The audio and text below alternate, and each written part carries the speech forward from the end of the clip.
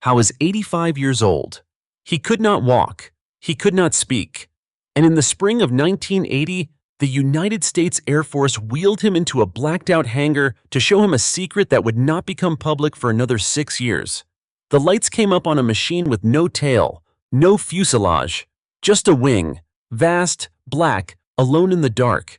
He had designed that exact shape 50 years earlier, and the government had spent 3 decades trying to make sure the world forgot it. They handed him a model. His hands were shaking too badly to hold it steady. He picked up a pen instead, and on a scrap of paper, he wrote a single sentence that stunned the engineers standing around him. He would be dead within the year. He would never see this aircraft fly. So why show a dying man a bomber he'd never lived to see take off? What debt were they finally trying to repay? His name was Jack Northrop, and the government that buried his life's work was the same one that came back, decades later, to steal it. John Knudsen Northrop never earned an engineering degree. Not one day of formal training. In 1916, at 20 years old, he walked into a small aircraft shop in Santa Barbara run by 2 brothers named Lughead, men who would later change the spelling of their name to something easier to pronounce, Lockheed. He was hired as a draftsman, nothing more. He was there to draw lines other men had already imagined. But something happened in that workshop that no diploma could have taught him. Lockheed in those years was not a company. It was a garage with ambition. Northrop worked shoulder to shoulder with the men building the aircraft, watching every panel, every rivet, every pound of unnecessary weight get bolted onto a machine that had to somehow leave the ground. He began to see what nobody else in that shop seemed to see, that every part of an airplane that wasn't the wing was, in some sense, a compromise. A tail kept it stable. A fuselage held the crew and the cargo, but neither one produced a single ounce of lift. They were dead weight the wing was forced to drag through the sky. By 1929, that idea had hardened into an obsession. Northrop left the security of Lockheed and founded his own company, Aviation Corporation, for one purpose, to build an airplane that was nothing but wing. No tail, no fuselage, just a single flying surface swept and shaped so that the whole aircraft became one continuous lifting body. Other engineers of the era treated the tail and fuselage as necessary organs. Northrop treated them as tumors, structure that existed only to fight the drag it was creating. It was a radical, almost heretical idea in an industry still built around the biplane, and the man pushing it had no letters after his name to make anyone take it seriously. What he had instead was a decade of hands-on proof.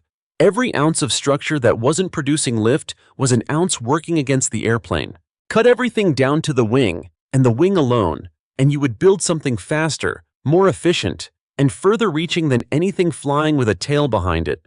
He sold Aviation within a year. He would found and lose control of company after company chasing this single idea for the rest of his career.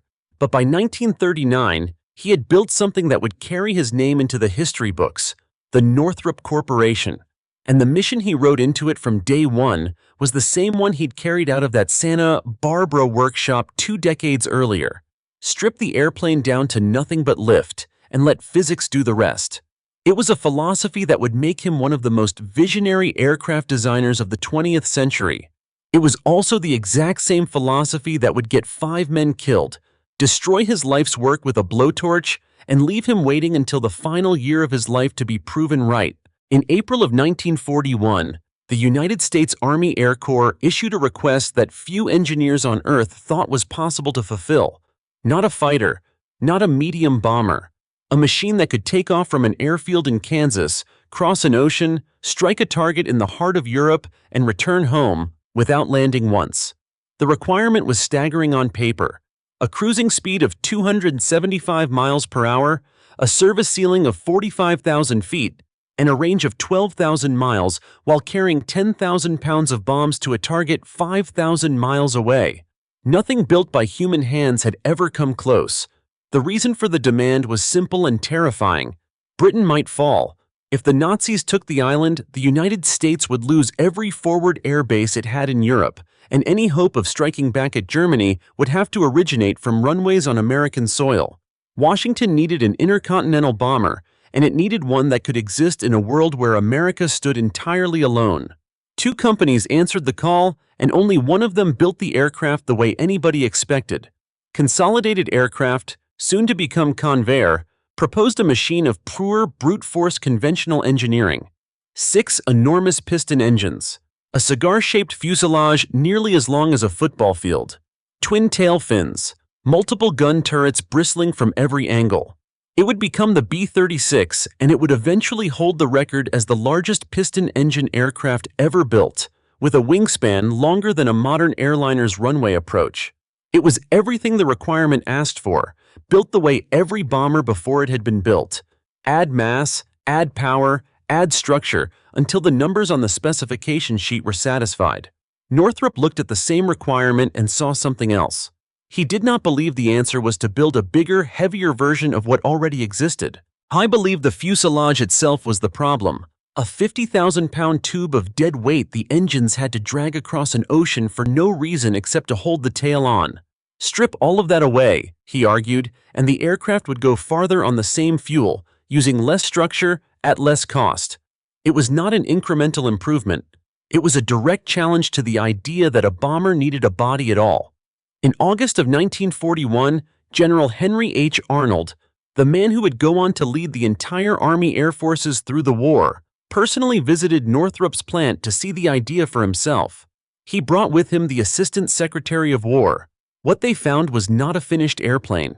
It was barely more than a wind tunnel model and a stack of engineering drawings, but Northrop had something the paper alone could not convey: total conviction that the shape was correct and the willingness to bet his company on it. It worked. On October 30th, 1941, the Army Air Corps confirmed its approval, and on November 22, a formal contract was signed for a prototype designated the XB-35. Northrop would not be asked to prove the concept on a full-size bomber first. Instead, the Army authorized something almost unheard of for the time, a 1/3 scale flying demonstrator, the N9M, built purely to answer one question: could a tailless flying wing actually be controlled in the air by a human pilot, or was Northrop chasing a beautiful idea that physics would never allow to fly straight?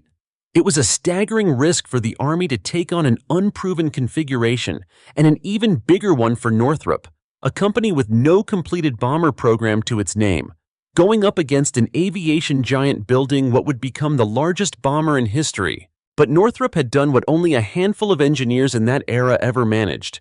He had convinced the most powerful air commander in the country that his outsider's idea deserved to be built at full scale, on the same footing as Convair's conventional giant.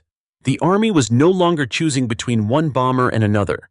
It was funding two entirely different visions of what an airplane could be and letting them race toward the same impossible mission. One of them was built by adding everything the requirement seemed to demand. The other was built by removing everything that wasn't the wing itself. Northrop had won his seat at the table. What came next would decide whether his philosophy could survive contact with the real world, and whether the same principle that got him there would be the one that eventually tore his life's work apart. The first time the world saw Jack Northrop's idea actually leave the ground, it happened on June 25, 1946, at the company's own airfield in Hawthorne, California. There was no fanfare, no press conference, just a strange tailless shape rolling down the runway on 4 engines, 172 feet of wing from tip to tip, carrying nothing behind it and nothing in front of it except itself. Onlookers who had spent their whole lives watching airplanes take off said the same thing afterward. It didn't look like it should fly. It looked like a piece of the sky that had simply detached and started moving. And then it did fly. Smoothly, calmly, exactly as Northrop had promised it would for 15 years. That first flight, the XB-35, was only the beginning. The propeller-driven version had proven the shape could work. What came next would prove it could compete with anything else in the sky. In 1947, the Air Force ordered 2 of the airframes converted from piston engines to jet power, replacing the 4 massive radial engines with 8 Allison turbojets buried inside the wing itself, their intakes flush with the leading edge, their exhausts hidden in the trailing edge. The new designation was YB-49, and on October 21, 1947, Northrop's chief test pilot, Max Stanley, took it into the air for the first time. Barely a week earlier, at that same stretch of California desert, Chuck Yeager had broken the sound barrier. Now the Mojave was witnessing a second kind of history, a bomber that looked like nothing that had ever carried a bomb before. The numbers that came back from testing silenced almost every doubter who had called the flying wing a dead end. The YB-49 reached a top speed of 493 miles per hour, faster than most fighters flying at the time, let alone a bomber. It climbed to service ceilings above 45,000 feet, well past where enemy anti-aircraft fire could reach. In April of 1948, Stanley took the aircraft up for a single continuous flight of more than 9 hours, holding altitudes above 40,000 feet for 6.5 hours straight, an unofficial endurance record that no other bomber of its size and weight could match. Northrop's obsession with removing every ounce of unnecessary structure had produced exactly what he'd promised back in that Santa Barbara workshop, an airplane that could go farther, faster, and higher than anything built the conventional way, because it wasn't dragging a fuselage and a tail through the air to do it. Then, in February of 1949, the flying wing got the moment that seemed to confirm everything. A YB-49 took off from Muroc and flew nonstop across the entire country to Andrews Air Force Base outside Washington, D.C., covering the distance in just over 4 hours, an unofficial transcontinental speed record. President Harry Truman, reviewing the state of American air power, ordered the crew to fly it back over the Capitol at rooftop level, right down Pennsylvania Avenue. For a few minutes, the strangest bomber ever built passed low over the government that had funded it, in full view of the men who would decide its fate. It was by every visible measure a triumph. The outsider's airplane, the one with no fuselage, no tail, and no precedent, had outclimbed, outrun, and outendured the very institution that had once doubted it could fly straight. But triumphs like that one rarely arrive clean. On the return leg from Washington, ground crews discovered that oil had never been replenished in the engines during the stopover, a lapse serious enough that some on the program quietly wondered whether it had been an accident at all. Nobody could prove otherwise. It was a strange, unsettling footnote to an otherwise perfect flight, and at the time, almost nobody thought to connect it to anything larger. They had no reason to. As far as the public could see, Jack Northrop's radical idea had just flown over the White House and lived up to every promise he had made about it. The wing that removed everything unnecessary had become the fastest, highest-flying, longest-enduring bomber in the American arsenal. What nobody watching that flyover could have guessed was that the very same design principle responsible for those records, the absence of a tail, the absence of the stability that came with one, was already, quietly, becoming something else entirely, a flaw that had already killed men and would soon kill the program itself. By the summer of 1948, Jack Northrop appeared to have won every argument he had ever made. His flying wing had shattered performance expectations, flown over the White House, and set an unofficial endurance record no other American bomber could touch. Now the Air Force wanted more of them, not as an experiment, but as an operational weapon. In March 1948, Northrop proposed a new mission for the design: strategic photographic reconnaissance. Strip the aircraft of everything needed only for carrying bombs, add cameras and radar equipment in their place, and the same long-legged, high-flying wing that had impressed Truman could become America's eyes over enemy territory in the opening hours of a future war. The air staff studied the proposal and liked what they saw. The flying wing's range, altitude, and growth potential made it, in their own words, a realistic candidate for a mission no other American aircraft could yet perform as well. On June 12th, the Air Force issued Northrop a letter contract to begin engineering work. 2 months later, on August 12, 1948, that letter became something far larger: a production contract for 30 RB-49A reconnaissance aircraft. For a company that had spent 7 years building prototypes, one at a time, by hand, this was the moment everything had been leading toward. Full-rate production, a real fleet, a permanent place in America's strategic arsenal. But buried inside that same contract was a detail that should have worried Northrop far more than it did at the time. Of the 30 aircraft ordered, only one would be built at Northrop's own plant in Hawthorne. The remaining 29 were to be built by Convair, the same company whose conventional B-36 the flying wing had been racing against since 1941 at Convair's government-leased factory in Fort Worth, Texas. The Air Force framed the arrangement as simple efficiency, pooling Northrop's engineering with Convair's experience in building aircraft at scale. On paper, it was a routine industrial decision. In practice, it meant that even at the height of its triumph, Jack Northrop's own invention was already being handed, piece by piece, into the hands of his rival to build. At the time, almost nobody inside Northrop treated it as a warning sign. The company was riding higher than it ever had. Production lines were expanding. Engineers who had spent years defending the flying wing against skeptics now found themselves fielding calls from the Pentagon instead of arguments.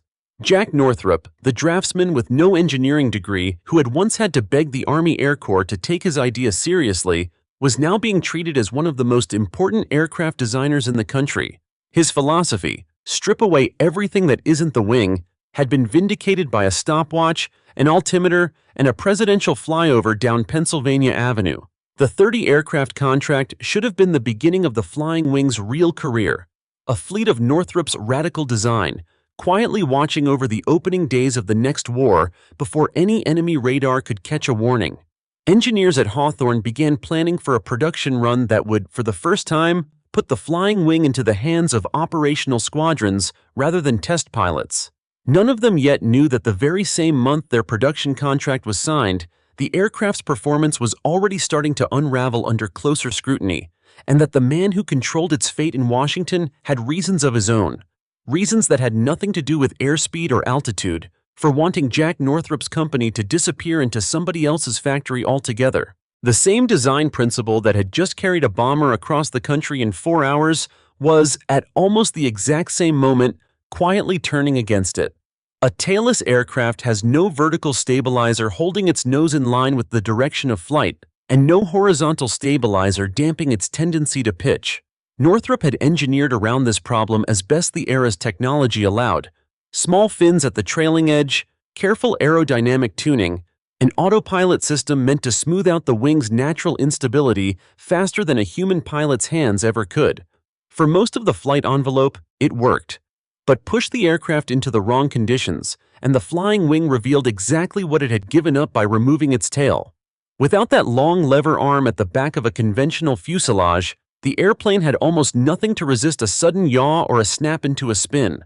Test pilot Robert Cardenas, who flew the aircraft extensively, later said he had personally warned fellow pilot Glenn Edwards that the YB-49 could rotate backward in a stall, a violent, disorienting maneuver that gave a crew almost no time to recover. Jack Northrop, when he heard the claim years afterward, insisted it was aerodynamically impossible for his design. The men who were flying it were not so sure. The airframe itself began showing its age under the strain of constant testing. On April 26, 1949, fire broke out in one of the engine bays during a test flight, an incident serious enough to require $19,000 in repairs, a significant sum for a single mishap on an aircraft the Air Force was supposed to be moving toward mass production. It was not a catastrophic failure, but it was one more data point in a growing pattern, one more reason for skeptics inside the Pentagon to start asking whether the flying wing's radical shape came with radical, unsolvable costs attached. And the rival that had once seemed beaten was no longer standing still. While Northrop had spent the second half of the 1940s refining a shape built around a 1941 requirement, an entirely new kind of aircraft had appeared in American service, the Boeing B-47 Stratojet, a fast, swept-wing jet bomber that owed nothing to the wartime thinking behind either the flying wing or the B-36. When Air Force planners compared the proposed RB-49A reconnaissance variant against the B-47, the verdict was blunt. Northrop's reconnaissance wing, weighed down by the extra fuel and equipment its mission required, would be slower than the newer jet it was meant to complement. In December 1948, just 4 months after the 30-aircraft production contract had been signed, an Air Force Review Board recommended the RB-49A program be terminated outright. The recommendation became official cancellation the following January. By April 1949, the production contract for 30 reconnaissance aircraft, the one that had felt like vindication only 8 months earlier, was dead. That November, a parallel program to convert existing airframes into a strategic reconnaissance configuration was canceled as well. Piece by piece, without a single dramatic announcement, the flying wing's future was being disassembled from the inside. Northrop told himself and told his engineers that this was simply how procurement worked. Programs rose and fell with shifting requirements, and a company that had already delivered aircraft faster and higher than anyone expected still had a case to make. What he did not yet fully grasp was that the ground underneath the entire program had already shifted in a direction no amount of flight test data could fix. The man who controlled that ground was Stuart Symington, Secretary of the Air Force, and by 1948, he had grown convinced that the American aircraft industry could not afford to keep supporting every company that had scraped by during the war. Symington believed in consolidation, fewer, stronger firms building aircraft at the scale a modern Air Force required. And he had a specific consolidation in mind. He wanted Northrop Corporation folded into Convair, the very company building the rival B-36. The pressure did not arrive as an order. It arrived as a suggestion, then a series of meetings. Northrop was introduced to Floyd Odlum, head of the Atlas Corporation, the Wall Street holding company that controlled Convair. The two men discussed what a merger might look like. According to Northrop's own account, given publicly only decades later, the terms Convair proposed were not a partnership between equals. They were closer to an absorption, one that would have stripped Northrop of control over the company that bore his name and the flying wing program he had spent nearly 2 decades building. He refused. He had built his workforce at Hawthorne over years of struggle, he later said, and he was not willing to hand his people, or his life's work, over to be run by somebody else's factory in Texas. Symington did not take the refusal well. Shortly after Northrop declined the merger, the order came down that would end the argument for good, not through a memo explaining the decision, but through a silence that made the decision unmistakable. The contracts, one after another, simply stopped. And the same government that had ordered a presidential flyover of its newest bomber less than a year earlier was now, just as quietly, preparing to erase it. Northrop would spend the rest of his life insisting the technical problems were solvable and that the real cause of what happened next had nothing to do with engineering at all. The Air Force's official position was that the flying wing had simply failed to keep pace with a rapidly advancing jet age. Both things, in the strange and uncomfortable way that history sometimes allows, may have been true at once. What is certain is that by the end of 1949, the aircraft that had flown over the White House 18 months earlier no longer had a production contract, no longer had a reconnaissance mission, and no longer had the political protection it needed to survive what was coming. Glenn Edwards was 32 years old, a decorated combat pilot who had flown more than 50 missions over North Africa in a war that had already tried to kill him once. By the spring of 1948, he had moved on to a different kind of danger, the kind that came from strapping himself into aircraft nobody had ever flown before. He kept a diary, a habit from his combat days, and in May of 1948, not long after he joined the team at Muroc evaluating the Northrop flying wing, he wrote down exactly what he thought of it. It was, in his words, the darndest airplane he had ever tried to do anything with. Quite uncontrollable at times. He was not writing for an audience. He was writing for himself, in the private language pilots use when they are trying to decide how much they trust a machine with their life. On Friday, June 4th, Edwards was frustrated. So was Major Daniel Forbes, the pilot he'd be flying with the next day, a man with his own distinguished combat record, now, like Edwards, spending his career at the edge of what aviation could survive. Neither man left behind a clear account of what exactly was bothering them that evening. What is known is that the next morning, June 5, 1948, both men climbed aboard the second YB-49 prototype for a routine performance test, alongside flight engineer Lieutenant Edward Swindell and 2 civilian engineers, Claire Lesser and Charles LaFountain. 5 men, 1 airplane with no tail. They took off from Muroc into clear California sky. For a while, the flight proceeded the way dozens of test flights before it had, climbing, leveling, running through the performance points the Air Force needed data on. Then, at some point during the sequence, the aircraft entered a maneuver from which the flying wing's fundamental shape gave it almost nothing to recover with. Investigators would never be able to say with total certainty what triggered it, whether the crew pushed the aircraft into a high-speed stall while gathering data, or whether a gust or control input sent it there unintentionally. What they could reconstruct from the wreckage scattered across the desert floor was the sequence of what happened next. The aircraft went into a violent spin. Without a tail to provide the resistance a conventional bomber would have had, the airframe could not fight its way out. The outer wings, the same wings that had carried the aircraft to records for speed, altitude, and endurance less than a year earlier, tore away from the airframe under the load. The rest of the aircraft, no longer flying, no longer even recognizable as the machine that had cruised over the Capitol, fell from the sky and struck the ground roughly 10 miles northwest of the base. Pieces of the wing structure were later found scattered more than 2 miles from the main impact site, an indication of just how high in the air the airplane had already begun coming apart. There were no survivors. All 5 men aboard, Forbes, Edwards, Swindell, Lesser, and LaFountain, were killed instantly. The Air Force lost a test aircraft that morning. It lost far more than that. Daniel Forbes and Glenn Edwards were not anonymous names on a flight manifest. They were 2 of the most respected test pilots the service had. Men who had already survived a war and chosen to keep risking their lives afterward, in the belief that someone had to fly the airplanes nobody had flown yet so that other men, someday, would not have to. Within 2 years, the United States Air Force would rename 2 of its bases in their honor: Forbes Air Force Base in Kansas and Edwards Air Force Base in California, the same stretch of desert where the flying wing had first proven itself and where, that June morning, it had just as decisively proven something else. It remains one of the strange, sobering footnotes of American aviation history that 2 men who would each have an Air Force base named after them died together, on the same aircraft, on the same morning. Inside Northrop's company, the crash landed like a physical blow. This was not an abstract setback measured in canceled line items on a production contract. These were men the engineers at Hawthorne had worked alongside, men who had trusted the company's calculations with their lives. Jack Northrop, who had spent nearly 2 decades insisting that his design was sound, now had 5 deaths attached to a shape he still believed in completely. He would go to his own grave arguing that the flying wing's aerodynamics did not work the way Cardenas and others described, that what killed the crew of June 5th was not an inherent flaw in the concept, but a set of conditions that better instrumentation, or more caution, might have prevented.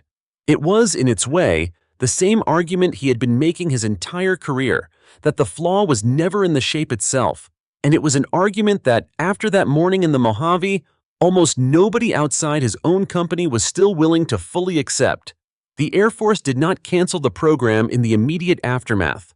Testing on the remaining aircraft continued, cautiously, for nearly 2 more years, a decision that, in hindsight, looks less like confidence in the design and more like an institution not yet ready to admit how thoroughly the ground had shifted beneath it. But something had changed in the space of that one flight. The flying wing was no longer simply an experimental aircraft chasing performance records. It was now unmistakably an aircraft that had killed the men flying it, in a crash nobody could fully explain. And every setback that followed, every canceled contract, every closed-door meeting in Washington would carry the shadow of June 5, 1948, whether anyone said so out loud or not. Jack Northrop had built an airplane by removing everything from it that wasn't the wing. On a clear morning over the California desert, 5 men had discovered, in the most permanent way possible, exactly what that missing tail had been holding together. March 14, 1950. In the thin, cold air over Muroc, a Northrop test crew brought the last flying wing in America down for what neither they nor anyone else yet understood would be its final flight. The formal flight test program on the YB-49 was complete. There was nothing dramatic about the landing. It was simply the quiet procedural close of a chapter nobody had told the pilots was ending. The next morning, March 15, 1950, 2 things happened within hours of each other, and to this day historians still argue about how much of a coincidence that really was. First, the Air Force made it official. The YB-49 program was canceled. Second, that same afternoon, during a routine high-speed taxi test on the runway at Muroc, the sole remaining YB-49 prototype suffered a violent nose-wheel failure. The vibration tore through the airframe until the landing gear collapsed entirely, and the aircraft that had once flown non-stop across the country and cruised at nearly 500 miles an hour was consumed by fire on the ground it had never even left. In a single day, on paper and in the flesh, the Flying Wing Bomber program ceased to exist. What followed was not the slow, bureaucratic wind-down that experimental programs usually get. 2 months later, in May of 1950, Secretary of the Air Force Stuart Symington issued an order that went far beyond simply closing the books on a canceled contract.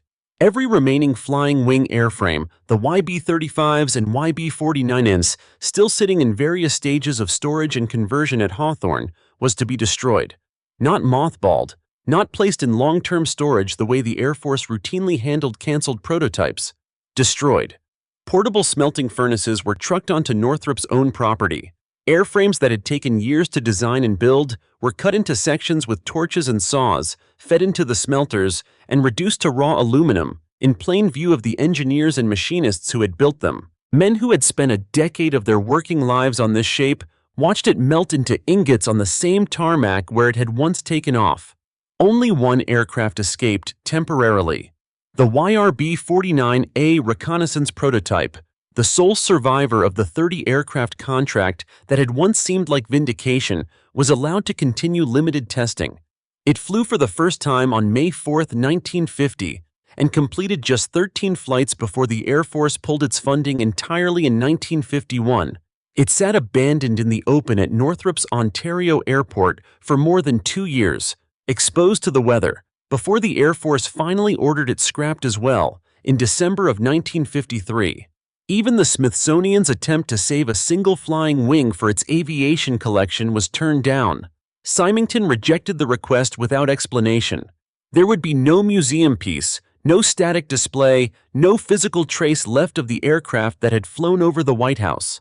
The thoroughness of the destruction struck even people inside the Air Force as unusual, as if someone wanted absolute certainty that the flying wing could never be resurrected, studied, or vindicated by anyone in the future. Jack Northrop said almost nothing publicly for nearly 30 years. It was not until 1979, in a videotaped interview he gave near the end of his life, that he finally broke his silence and told the story the way he remembered it. He said Symington had pressured him directly to accept the merger with Convair, and that when he refused, the secretary made his intentions unmistakable. According to Northrop, Symington told him, "You'll be goddamn sorry if you don't." It is Northrop's account, not a verified transcript, and Symington, called before the House Armed Services Committee to answer allegations of political interference in the flying wing's cancellation, testified under oath that he had never pressured Northrop to do anything of the kind. The committee could not resolve the contradiction. What is not in dispute is the timing. Shortly after leaving his post as Secretary of the Air Force, Stuart Symington became president of Convair, the same company he had once urged Northrop to merge with. For Jack Northrop personally, the destruction of the flying wing was not a professional setback. He simply absorbed and moved past. He remained president of the company that bore his name for 2 more years, but colleagues who worked with him during that period described a man who had lost the fight that defined him. In 1952, at the age of 57, he resigned, divested his financial interest in the company, and walked away from the aviation industry almost entirely. He would not speak publicly about the flying wing again for nearly 3 decades. He turned to real estate investment in his retirement and lost a significant portion of his personal fortune in the process. A quiet, almost anonymous decline for a man who a few years earlier had been shaking hands with a president over the wreckage, or rather the triumph, of his own invention. For the men who had flown the aircraft and survived, the reckoning took a different shape. Robert Cardenas, the test pilot who had warned Glenn Edwards about the YB-49's dangerous stall characteristics, went on to a long career at the forefront of American flight testing, eventually flying chase planes for Chuck Yeager's supersonic flights and rising to the rank of brigadier general. He carried the flying wing program with him for the rest of his life, not as a triumph, but as a cautionary chapter in a career built on machines that pushed past the edge of what was known. And for the workforce at Hawthorne, the collapse meant something more immediate. A factory that had once been building America's most advanced bomber pivoted almost overnight to license production and subcontract work, building the F-89 Scorpion interceptor and components for other manufacturers' designs. Northrop Corporation survived as a business. It simply stopped, for more than 3 decades, being the company that built Jack Northrop's airplane. By the end of 1950, the flying wing existed almost nowhere except in blueprints, photographs, and the memories of the men who had built it, flown it, and buried 5 of their own beside it. The government that had once flown it over the White House had gone to extraordinary lengths to make sure that was all that remained. By the time Jack Northrop signed his retirement papers in 1952, there was, in the most literal sense possible, nothing left of the airplane he had spent his life building. Every XB-35 and YB-49 the Air Force had ordered destroyed was gone, cut apart, melted, and poured into ingots. Decades later, when a curious reader wrote to the Smithsonian's own aviation historians, asking whether any piece of a Northrop flying wing had survived anywhere in the world, in any museum, any archive, any private collection, the answer that came back was simple and final. No. Not a wing panel, not a cockpit section, not a single rivet. The most advanced bomber the United States had built in the late 1940s exists today only in photographs, flight test reports, and the memories of men who are almost all gone now too. Few aircraft in American history have been erased that completely. The company Jack Northrop founded did survive, even if the program that made him famous did not. Northrop Corporation spent the 1950s and 1960s rebuilding itself around license production and subcontract work, then found its footing again with aircraft like the F-5 fighter, and eventually a return to the kind of ambitious, independent design work Jack Northrop himself had once championed. In 1994, more than a decade after his death, the company merged with Grumman to form Northrop Grumman, the aerospace giant that still carries his name into the 21st century. But the real vindication of Jack Northrop's philosophy did not come through a corporate merger.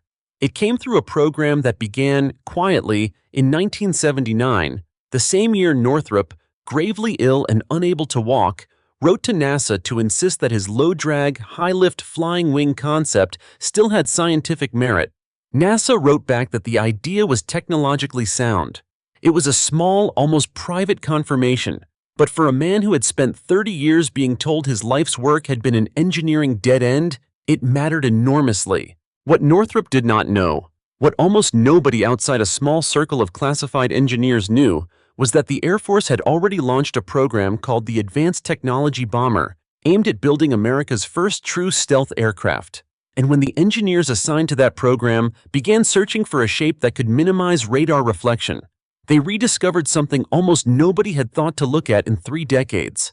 Flight test data from the YB-49, which showed that its smooth, continuous flying wing surface had produced an unusually small radar signature purely as a byproduct of its aerodynamic shape. Nobody in 1948 had been trying to build a stealth aircraft. Nobody needed to be. The same principle that had once been sold purely as a drag reduction philosophy turned out, decades ahead of its time, to also be a stealth philosophy. Northrop's obsession with removing everything from the airplane except the lifting surface had accidentally solved a problem that wouldn't even have a name for another 20 years. In April of 1980, 2 engineers from the Northrop Corporation drove to Jack Northrop's home and asked for his help understanding what the flying wing's old test data could tell them about the new bomber taking shape in a classified hangar. He was 84 years old, confined to a wheelchair, and could no longer speak. They arranged for him to see it anyway. What he was shown, and what he held in his shaking hands that day, would not be named publicly for another 6 years. The Northrop Grumman B-2 Spirit, a stealth bomber with a wingspan of 172 feet. The exact same wingspan as the YB-49 the Air Force had ordered melted down 30 years earlier. On October 20th, 1981, the Air Force formally selected the Northrop Boeing team to build the Advanced Technology Bomber. Jack Northrop did not live to see it. He had died 8 months earlier, on February 18, 1981, of pneumonia, at Verdugo Hills Hospital in Glendale, California, 10 months after holding that model in his hands. He never watched the B-2 taxi down a runway. He never heard its engines. When it finally took its first flight on July 17, 1989, he had already been gone for more than 8 years. The aircraft that eventually entered service in the early 1990s was, in almost every way that mattered, his airplane, refined by 40 years of aerodynamics, computing power, and materials science. He never had access to, but built on the same central conviction he had carried since a workshop in Santa Barbara in 1916, that anything on an airplane that wasn't producing lift was something worth removing. The fly-by-wire flight computers that finally solved the stability problem that had killed 5 men in 1948. Technology that could react to a flying wing's instability thousands of times per second, far faster than any human pilot's hands, were the missing piece Northrop's generation simply did not have. In 1991, the Air Force, Boeing, and Northrop jointly received the Collier Trophy, American aviation's highest honor, for the design and development of the B-2. The aircraft remains in service today, one of the most capable and secretive bombers ever built by any country on Earth. The historical verdict on Jack Northrop is, in the end, a strange and split one. The Air Force's official position was that the flying wing was canceled for legitimate technical and budgetary reasons. Northrop went to his grave insisting that a political grudge had done what physics never managed to do. Both explanations may hold a piece of the truth, but the engineering itself, the pure radical idea that a bomber could be built out of nothing but wing, was never actually wrong. It simply arrived 30 years before the computers existed that could keep it flying straight. History rarely offers an engineer that kind of vindication while there is still time to enjoy it. Jack Northrop got exactly 10 months of it, in a darkened hangar, holding a model he could barely lift. Two men, at nearly the same moment in history, looked at the same impossible requirement and answered it in opposite languages. One of them built by addition: more engines, more fuel, more structure, more armor, more redundancy, until the specification sheet was satisfied by sheer accumulation. Convair's answer became the largest piston-engine aircraft ever built, a machine that succeeded in the end by refusing to leave anything out. The other built by subtraction: no fuselage, no tail, no structure that did not, itself, produce lift. Jack Northrop's answer was not to add until the requirement was met. It was to strip away until nothing remained but the one surface doing the actual work of flight, and to trust that physics, stripped of everything unnecessary, would carry the rest. Addition is forgiving. It builds in margin, redundancy, a cushion for the things engineers cannot yet predict. Subtraction is not. Subtraction has no cushion. Every ounce Northrop removed made the airplane faster and more efficient, and every ounce he removed also took away one more thing that might have caught it, steadied it, saved it when the moment came that it needed saving. That was never a flaw hidden inside the design. It was the design. The same absence of a tail that let the flying wing outclimb, outrun, and outlast anything else in the American arsenal was the exact absence that let it tumble out of the sky over the Mojave on a clear June morning with nothing behind it to hold the line. Northrop knew this trade before he ever built the first prototype. He made it anyway because he believed the gain was worth what it cost, and because he never stopped believing that the missing piece was not a mistake in his philosophy, but a problem technology simply hadn't caught up to yet. He was not wrong. He was only early. 40 years is a long time to be right and unable to prove it. It is a long time to watch a rival's heavier, more forgiving answer win the contract, win the funding, win the argument in every room that mattered, while the truth sat quietly in a stack of flight test data nobody thought to look at again, until a new generation of engineers, chasing a different problem entirely, found it waiting for them exactly where he'd left it. He spent 30 years in near silence, having built and lost 3 companies chasing one shape. He spent his final year of health finally allowed to say, out loud, what he believed had really happened to his life's work. And he spent his last conscious months of clarity in a darkened hangar, in a wheelchair, holding a model of an airplane that would not exist in the world he could still perceive. An airplane that was, in every measurement that counted, simply his airplane, finished by other hands, decades after the government had melted down every trace of the original with its own smelters, on his own factory floor, in front of his own employees. He never got to hear the engine start. He never got to watch it climb.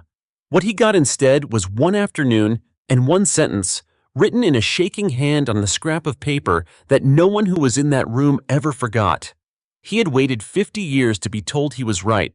In the end, it took a dying man's borrowed decade and a wing shaped exactly like the one they melted down to say it.